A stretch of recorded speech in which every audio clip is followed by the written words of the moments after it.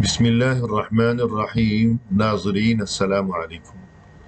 Improve your language نامی اس channel پر سلسلہ اخباری عربی ویڈیو نمبر 18 کے ہمراہ ہم حاضر ہیں. ہمارے سامنے یہ ایک اخباری تحریر ہے جس کا کچھ حصہ ہم اس سے قبل گزشتہ ملاقات کے موقع پر پڑھ چکے ہیں. بقیہ حصے کے ہمراہ آج ہم حاضر ہیں. ہیڈنگ یہ ہے کہ مسنان سافرا 3 ساعات لزيارة وجهة سياحية تبين أنها مولدة بالذكاء الاصطناعي. دو معمر افراد نے سیاحتی مقام کا دورہ کرنے کے لیے 3 گھنٹے کا سفر کیا جو مصنوعی ذہانت سے تیار کیا گیا تھا. 2 elderly people traveled for 3 hours to visit a tourist destination that turned out to be generated by artificial intelligence. یعنی 2 میاں بیوی جو کہ ایلڈرلی پیپل تھے یعنی معمر تھے، مسنانی، مسن یعنی عمر رسیدہ، چونکہ وہ 2 تھے تثنیہ تھے اس وجہ سے یہ مسن سے مسنانی ہو گیا. ان دونوں نے 3 گھنٹے مسلسل سفر کیا اور ایک جگہ پہنچے اور ان کا خیال یہ تھا کہ وہاں کوئی بہت ہی قابل دید کوئی سیاحتی مقام ہے، وجہ سیاحیہ، اور انگلش میں یہ کہ ٹورسٹ ڈیسٹینیشن. لیکن وہاں پہنچنے کے بعد معلوم ہوا کہ ان کی یہ تمام محنت اور یہ سفر سب بیکار گیا، رائے گاہ گیا، کیونکہ وہ جو ان کی منزل مقصود تھی، وہ جو ٹورسٹ ڈیسٹینیشن تھی، جو وجہ سیاحیہ تھی، وہ تو محض AI یعنی آرٹیفیشیل انٹیلیجنس کے ذریعے تیار کی گئی تھی. حقیقت میں اس کا کوئی وجود ہی نہیں تھا. تو دیکھیے ناظرین، ٹیکنالوجی کی جو ترقی ہے اس کے جہاں بہت سے فوائد ہیں تو وہاں بہت سے نقصانات بھی ہوا کرتے ہیں کہ انسان دھوکہ کھا جاتا ہے. اس خبر کے بارے میں اس سے قبل جو حصہ تھا اس اخبار میں کہ جہاں سے ہم نے یہ خبر لی ہے وہ ہم اس سے پہلے پڑھ چکے ہیں، تو لہذا آج کی اس ملاقات میں آئیے بقیہ حصہ پڑھتے ہیں. تو ہوا یہ تھا کہ جب یہ وہاں پہنچے اور ایک ہوٹل میں انہوں نے چیک ان کیا، یعنی تسجیل، عربی میں ہم نے پڑھا تھا کہ تسجیل کے معنی ہوتے ہیں خود کو کسی جگہ رجسٹرڈ کرنا، یا اسی طرح جو ریکارڈنگ ہوا کرتی ہے، جو ٹیپ ریکارڈر ہوا کرتا تھا پہلے زمانے میں، اسے بھی مسجل کہا جاتا تھا. تو انہوں نے ایک ہوٹل میں تسجیل کی یعنی چیک ان، یعنی خود کو رجسٹرڈ کیا وہاں رہائش کے لیے. لیکن جب انہوں نے وہاں جو ریسیپشنسٹ تھی اس سے پوچھا اس جگہ کے بارے میں کہ یہاں وہ جو مقام ہے مشہور جسے ہم دیکھنے کے لیے آئے ہیں تو اس کے بارے میں کچھ بتائیے، رہنمائی کیجیے. تو اس نے ملازمہ نے جو ریسیپشن پر تھی، ریسیپشنسٹ، موظفۃ الاستقبال، اس نے کہا کہ ایسی تو یہاں کوئی جگہ نہیں ہے. تو آئیے آگے پڑھیں. وقالت الموظفہ، اس موظفہ نے یوں کہا، موظف کا مؤنث ہے، موظف کہا جاتا ہے ملازم کو جو کوئی کسی دفتر میں ملازم ہو. وظیفہ عربی میں کہا جاتا ہے کسی ملازمت کو، جاب کو. تو موظف یعنی جو کوئی وظیفے پر ہے، برسر روزگار ہے، اسی سے موظفہ ہے مؤنث کے لیے، فیمیل کے لیے. تو اس نے کہا التی لم یذکر اسمها الحقیقی، کہ جس کا حقیقی نام ذکر نہیں کیا گیا، یعنی اسے صیغہ راز میں رکھا گیا ہے. ملازمہ جس کا اصل نام نہیں بتایا گیا، اس نے کہا the employee whose real name was not mentioned said. mention کے معنی ہوتے ہیں کسی چیز کی طرف اشارہ کرنا، کسی چیز کا تذکرہ کرنا. جیسے کوئی تحریر ہو تو اس میں چند باتوں کا تذکرہ کیا گیا ہو انگلش میں، پھر نیچے پہنچنے کے بعد پھر اسی اوپر والی بات کے بارے میں کچھ کہنا ہو تو کہتے ہیں کہ ایز ابو مینشنڈ. کہ جیسا کہ اوپر تذکرہ کیا گیا ہے، تو یہ معنی ہوتے ہیں مینشن کے۔ تو اس موظفہ نے، امپلائی نے، ملازمہ نے یوں کہا کہ جس کا نام ذکر نہیں کیا گیا تھا، انہا ظنت، کہ اسے یہ گمان ہونے لگا، انہما یمزحانی، کہ اس نے سوچا کہ یہ دونوں مذاق کر رہے ہیں۔ She thought they were joking، اس نے یوں سوچا، thought، think یعنی سوچنا، اور اس سے ماضی ہے، پاسٹ کا صیغہ ہے، یعنی اس نے سوچا۔ they were joking، کہ وہ جوک کر رہے ہیں، مذاق کر رہے ہیں۔ تو عربی میں دیکھیے ظنت، یہ ظن سے ہے، ظن کے معنی ہوتے ہیں گمان ہونا، یعنی ایک چیز ہوتی ہے قطعی، یقینی، کہ جس کے بارے میں مکمل یقین ہے، لیکن ایک چیز ہوتی ہے گمان، کہ بس خیال ایسا ہے کہ شاید ایسی بات ہو یا شاید نہ بھی ہو۔ تو قطعی کے مقابلے میں اور یقینی کے مقابلے میں جو چیز محض گمان ہوا کرتی ہے اسے ظنی کہا جاتا ہے۔ ظن سے ظن یعنی گمان، اور اس سے ظنی یعنی ایسی بات جو کہ محض ظن یعنی گمان کی بنیاد پر ہے، اور یہ کہ یقین کچھ بھی نہیں ہے۔ جیسا کہ قرآن کریم میں بھی ہے کہ ان بعض الظن اثم، کہ ایک دوسرے کے بارے میں بدگمانی نہ کیا کرو، کیونکہ بعض اوقات بدگمانی بھی گناہ بن جایا کرتی ہے۔ تو وہاں قرآن میں بھی یہ ظن کا لفظ استعمال ہوا ہے، اور یہ کہ وَتَظُنُّونَ بِاللَّهِ الظُّنُونَ، ظنون وہ بھی ظن کی جمع ہے یعنی گمان۔ وَأَخْبَرَتْهُمَا أَنَّ هَذَا التِّلْفِرِيقَ غَيْرُ مَوْجُودٍ، اور اس موظفہ نے، اس ریسیپشنسٹ نے اور اس امپلائی نے ان دونوں کو بتایا کہ یہ جو تلفرک ہے، تلفرک یعنی کیبل کار، کہ جس کے بارے میں وہ دریافت کر رہے ہیں اور جس پر سواری کے شوق میں وہ اتنی دور سے آئے ہیں سفر کرتے ہوئے، غیر موجود، اس کا کوئی وجود نہیں ہے۔ And she told them that this cable car does not exist، اس کا تو کوئی وجود ہی نہیں ہے، ایگزسٹنس انگلش میں یعنی کسی چیز کا وجود، اور اسی سے یہ کہ ڈز ناٹ ایگزسٹ، کہ وہ کیبل کار وہ وجود میں نہیں ہے، وہ تو غیر موجود ہے، بس گویا کہ خیالی دنیا اور تصوراتی دنیا کا یہ معاملہ ہے۔ بل وَأَخْبَرَتْهُمْ، بلکہ اس نے انہیں یہ بھی بتایا، بل عربی میں بل اور اردو میں بلکہ، اور انگلش میں کہ شی ایون ٹولڈ دیم، اس نے انہیں یہاں تک بھی بتایا، کیا بتایا؟ کہ اس پرسکون شہر میں دیکھنے کے لائق کوئی چیز ہی نہیں ہے، کہ یہ تو دور دراز ایک چھوٹا سا شہر ہے پرسکون قسم کا، اور یہ کہ یہاں کوئی چیز دیکھنے کے لائق ہے ہی نہیں، چیزائے کہ آپ لوگ اتنی دور سے سفر کر کے آئے ہیں کیبل کار کے شوق میں۔ بل وَأَخْبَرَتْهُمْ، بلکہ اس نے انہیں یہ بھی بتایا، اخبرت اخبار یعنی خبر دینا، اخبار خبر دینا۔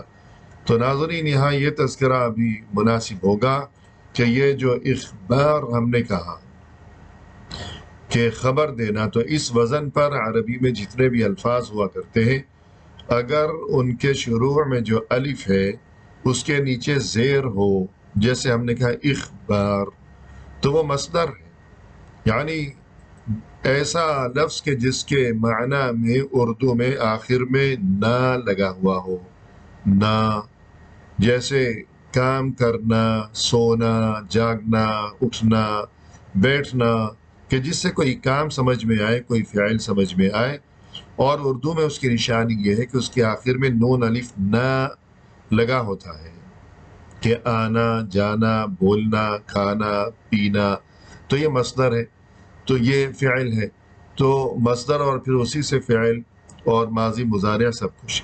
تو اخبار چونکہ اس میں شروع میں الف کے نیچے زیر لگی ہوئی ہے، تو اس کا مطلب ہے بتانا، خبر دینا، یعنی یہ مصدر ہے۔ لیکن اگر الف کے اوپر زبر ہوگی تو وہ خبر کی جمع، وہ کسی چیز کی جمع ہے، کہ اخبار، اخبار یعنی خبریں، خبر مفرد ہے کہ ایک خبر، اور بہت سی خبریں ہیں تو اخبار، جیسے اردو میں اخبار ہوتا ہے پڑھنے کے لیے، جو ہوتا ہے کہ وہ نیوز پیپر، اخبار۔ عربی میں یہ الگ بات ہے کہ اخبار کو جریدہ کہتے ہیں، جریدہ، یا اسی طرح صحیفہ، لیکن اردو میں جو اخبار ہوتا ہے وہ بھی عربی کا لفظ ہے۔ تو اخبار کے معنی ہو گئے کہ بہت سی خبریں، اور اسی طرح مثلا اگر یوں کہا جائے کہ اسرار، اسرار یہ جمع ہوگی، سر کی جمع سر یعنی راز، اور اس کی جمع ہو گئی اسرار۔ لیکن اگر اسرار کہا جائے گا، اسرار، تو اس کا مطلب ہوگا چھپانا، وہ مصدر بن جائے گا چھپانا، اسرار۔ اور اسرار جو ہے وہ گویا کہ جمع ہے سر کی یعنی راز کی۔ تو اس طرح اور بھی بہت سے الفاظ ہیں۔ تو خلاصہ یہ ہوا کہ اگر ہم اسرار کے بارے میں، ایک تو اسرار صوت کے ساتھ ہے، وہ تو الگ چیز ہے، اسرار کرنا یعنی انسسٹ کرنا، کسی بات کے پیچھے پڑ جانا، اصرار کرنا کہ مصر ہو گیا، وہ الگ چیز ہے۔ ہم اس اسرار کے بارے میں گفتگو کر رہے ہیں جو کہ سین کے ساتھ ہے، کہ شروع میں اگر حمزہ کے نیچے، الف کے نیچے زیر ہوگی، اسرار یعنی چھپانا، اور اگر زبر ہوگی الف پر اسرار تو یعنی بہت سارے راز۔ تو فی الحال اس بارے میں اور بھی بہت سی مثالیں ہو سکتی ہیں، لیکن ہم اسی پر اتفاق کرتے ہیں کہ اسرار اور اسرار، اخبار اور اخبار تو بہت سے لوگ غلط بولتے ہیں۔ اب جن لوگوں کا نام ہے اسرار، اب انہیں غور کرنا چاہیے کہ ان کا نام اسرار ہے یعنی چھپانا، یا ان کا نام اسرار ہے یعنی بہت سارے راز۔ کیا نام ہے ان کا یہ انہیں معلوم ہونا چاہیے، سوچنا چاہیے۔ اگر اسرار یعنی بہت سارے راز تو پھر اسرار ٹھیک ہے، اور اگر ان کا نام ہے چھپانا تو پھر اسرار ٹھیک ہے۔ امید ہے کہ یہ بات واضح ہو گئی ہوگی۔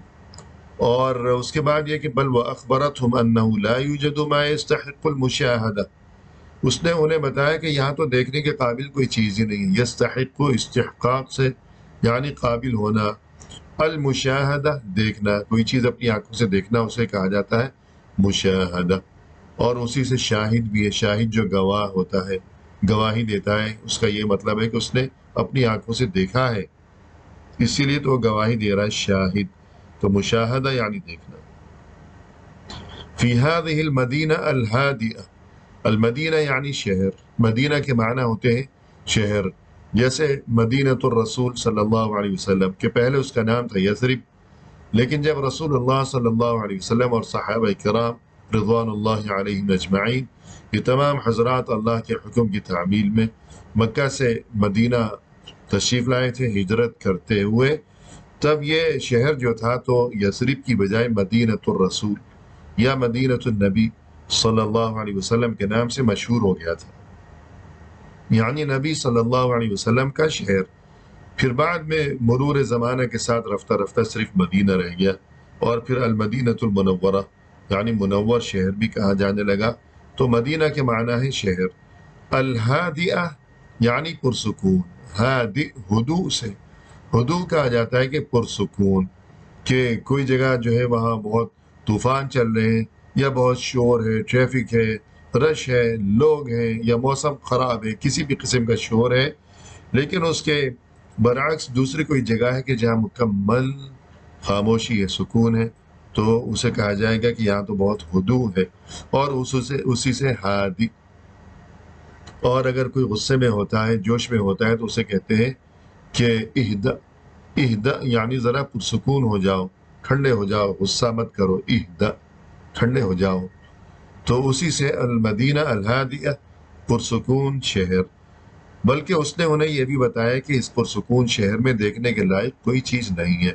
شی ایون ٹولڈ دیم، یہاں تک کہ اس نے انہیں یہ بھی کہا، ٹولڈ، ٹیل یعنی کہنا، بتانا، اور اسی سے سیکنڈ فارم ہے ٹولڈ، یعنی اس نے انہیں بتایا، انہیں کہا، دیٹ یہ کہ دیر واز نتھنگ، کوئی چیز نہیں ہے، نتھنگ کوئی چیز نہیں ہے، ورتھ سینگ دیکھنے کے قابل، سینگ جو ہے پہلے گزرا سو، سب سے پہلے سی یعنی دیکھنا، سو اس نے دیکھا، پھر آخر میں تھرڈ فارم ہے سینگ یعنی جس چیز کو دیکھا گیا ہو۔